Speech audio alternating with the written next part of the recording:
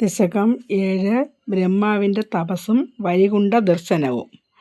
ഏവം ദേവചതുർദശാത്മകജഗദ്രൂപേണ ജാതഃ പുനഃ തസ്യോർത്ഥം ഖലു സത്യലോകനിലയേ ജാതോऽസി ധാതാ സ്വയം യം ശംസന്തി ഹിരണ്യഗർഭമഖിലത്രൈലോക്യജീവാത്മകം യോऽഭൂത്സഫീദരജോ വികാരവികസന്നാനാസിസൃക്ഷാരസാഃ.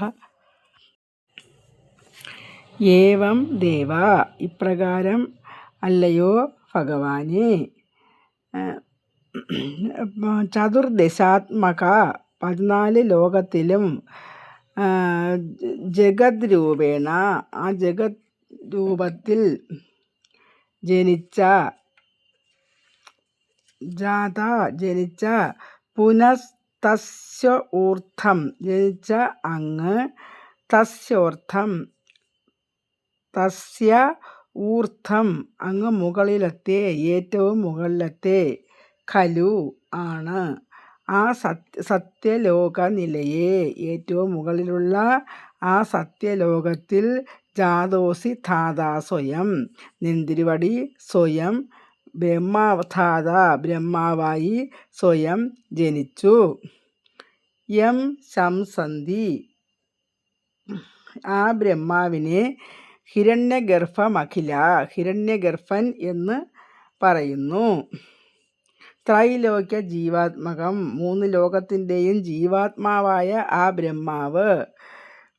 യോഭൂത്, ആ ധാതാവ്. സ്ഫീത, വർദ്ധിച്ച. രജോവികാര വികസൻ നാനാസി സൃക്ഷാരസ, രജോവികാരങ്ങളെ വികസിപ്പിച്ച് പലതരത്തിലുള്ള സൃഷ്ടി നടത്താൻ ആഗ്രഹമുള്ളവനായി തീർന്നു. ഇപ്രകാരം 14 ലോകങ്ങളുടെയും രൂപത്തിൽ വന്നു ജനിച്ച വിരാട് സ്വരൂപനായി വന്നു ജനിച്ച നിന്തിരുവടി സത്യലോകത്തിൽ ബ്രഹ്മാവായിട്ട് ജനിച്ചുവല്ലോ. ആ ബ്രഹ്മാവിനെ എല്ലാ ത്രൈലോകത്തിൻ്റെയും ജീവാത്മാവായ ആ രൂപത്തിനെ ഹിരണ്യഗർഭം എന്ന് വിളിക്കപ്പെടുന്നു. ആ ഹിരണ്യഗർഭൻ വളരെയധികമായിട്ടുള്ള രജോഗുണം കൂടുതൽ എടുത്ത് പലതരത്തിലുള്ള സൃഷ്ടികൾ നടത്താൻ ഉത്സാഹമുള്ളവനായി ഭാവിച്ചു എന്നാണ് ഈ ശ്ലോകത്തിൽ പറയുന്നത്.